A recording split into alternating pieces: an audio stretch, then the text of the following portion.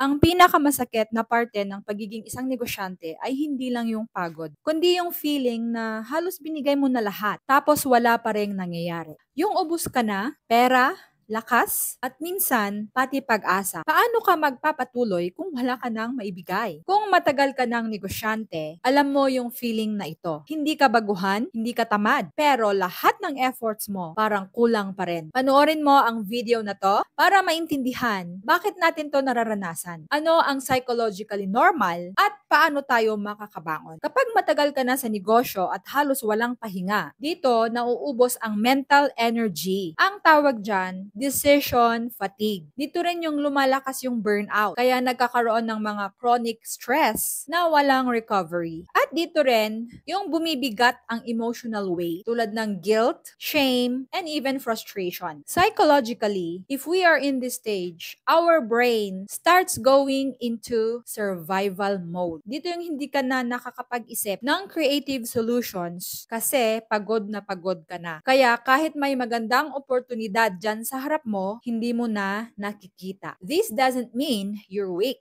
It means your system is overloaded. Kahit nga makina, kung nag-overheat, titigil, di ba? On my part, ako yung very goal-oriented person, lalo na nung 20s ako. Since then, I've been keeping yearly journals.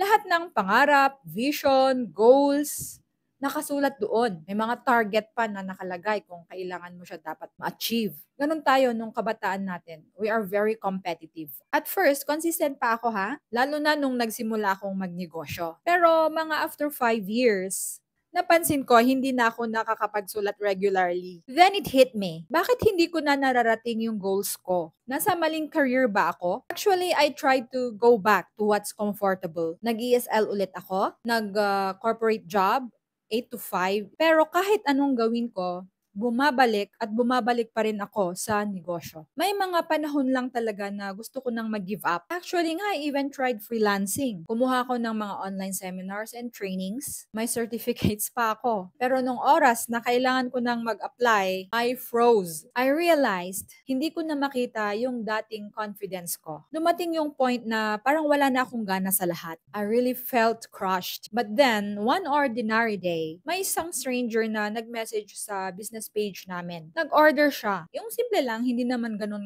bulk order. Pero nung inasikaso ko yung order na yon, parang bigla ulit akong nabuhayan. My creativity awakened. Doon ako napaisip, oh, I can still do this. At the time, na-feel ko naman na hindi ako nag-iisa. I had my husband and my family who supported me sa kahit anong gawin ko. That small order, that little support was enough to remind me, I don't need to figure out everything right now.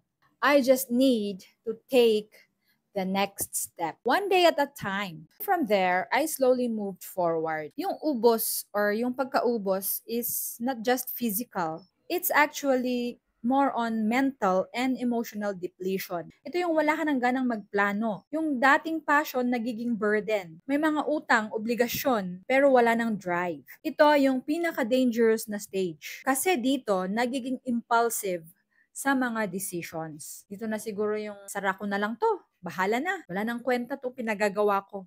Yung mga ganon. Pero real talk, dito kailangan mo na mag-pause. Hindi agad magdesisyon. Tigil ka muna. Mag-pause ka. Ito yung mga based sa psychology and therapy-driven na tips na pwede nating gawin sa atin para makatulong kapag nauubos na tayo at nawawalan talaga tayong ng gana sa ating mga pinagagawa sa ating buhay. Tip number 1, recovery first. You pause, don't quit. Psychologists call this step back to regain control. Kahit 1 to 2 days na walang negosyo, walang desisyon, no phone, let your nervous system calm down. Kapag overactivated ang stress response, hindi mo maririnig yung logic voice mo. So, we need to recover first. That's why it's called recovery first. Tip number 2, normalize your feelings. You name it. Write it down or kausapin mo yung taong pinagkakatiwalaan mo. I-label mo yung nararamdaman mo. Kung takot ba yan, pagod, hiya, this releases your mental load. Ika nga nila, you have to name it to tame it. Kailangan mong i-label yung emosyon. Kung napapagod ka, at least alam mong pagod ka. So ano yung gagawin mo? Magpahinga ka. If you're scared, there is a fear of the unknown, you pray. You need more affirmation. Be more positive. Tip number 3, break the isolation. You seek a support system, mentors, business groups, therapy, or even fellow entrepreneurs. Loneliness intensifies burnout. Kapag may nakaka-relate, gumagaan ng yung loob. Ganon. Ang daming mga groups ngayon sa mga Facebook natin na pwede natin salihan. One group na sinalihan ko ay yung Kasosyo Malupit Group, yung KMG. It's a group for entrepreneurs. Yan. So, alam ko kung ano yung hilig mo or passion mo, you find that group. Tip number 4, reassess the business. You detach your emotion. You step back and ask, kung investor ako, worth it ba? Worth it pa ba ang business na to? You remove your personal guilt. Sa negosyo mo, wag emosyon ang pinapairal. Tingnan mo yung numbers, hindi yung pride. Minsan, yung problema ay hindi ikaw. Siguro yung business model. So, wag masyadong personalin. You detach the emotion, look at the numbers, and then you decide. Tip number 5, redefine success temporarily. Instead of must grow, you shift to must survive. Mag-micro goals ka. Isa dyan yung makabayad ng utang this month. I-retain ko yung mga core customers. Save myself first. Kung ito yung mga goals natin, this resets the brain's reward system. So, is there hope when you feel empty? Of course, yes. But remember, hope is not a feeling. It's a practice. How to do it? Starts by regaining your capacity to think. You pause and then recover. Then rebuilding small wins. This restores your confidence. And finally, reconnecting to your purpose. Why you started this business, thinking again the whys. Many entrepreneurs who made it big also hit rock bottom first, but they used that season to realign, not just to push harder. So when do we say enough? Sometimes the bravest choice is not pushing through, but pivoting. It is if the business is draining your health to the point of illness, if debt is compounding without realistic recovery, if you have lost